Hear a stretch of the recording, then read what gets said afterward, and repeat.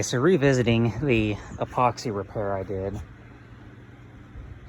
I think short term this would probably work all right, but after thinking about it a bit, I really don't want to have to worry about it. So I think what I'm going to do is try to, because I still have that piece epoxied on the inside, I'm not knocking that off. I think I'm just going to take the wire wheel and knock off the epoxy down to that piece of metal I glued in. And I'm going to try and just, tack that around to the gas tank and seal it up that way. And then same deal up here.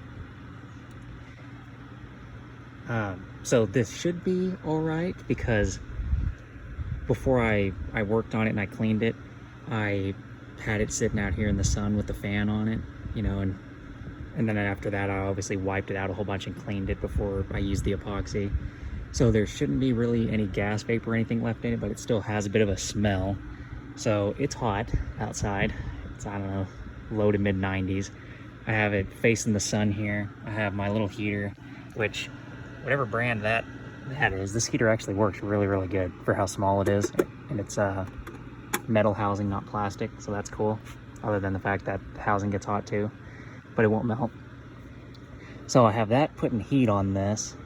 The sun's cooking on it, and then this side I have the fan blowing into it and air coming out here. So theory is we're getting, the fan's gonna be blowing all the vapor out of it, and then the heater and the sun is gonna be vaporizing any potential liquid that's condensed on the inside of this that I can't really see.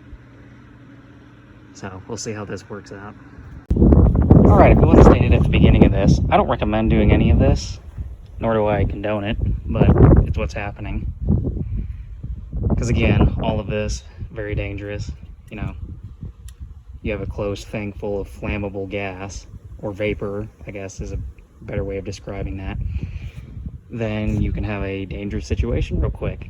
But yeah, so I left this on the heater for a while with the fan blowing through, and then I took the heater off of it and let it just kind of cook in the sun like this with the fan blowing through the top of it. Left it like that for a few hours, and then left it overnight, just sitting in the garage. So it still smells like gas, but I think you're gonna have that regardless.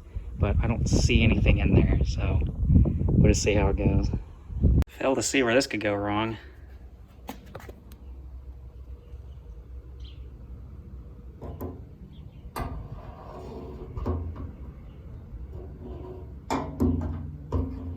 Anything at all?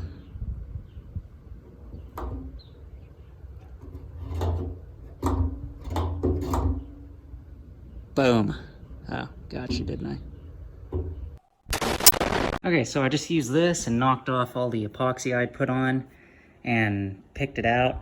So there you can see the hole in the gas tank, but then I still have that little piece of metal adhered to the inside of the gas tank. So that is what I'm going to be welding to and seal. I'm going to seal it up that way. And I think I'm just going to leave the epoxy on the inside of the tank just to see how it holds up.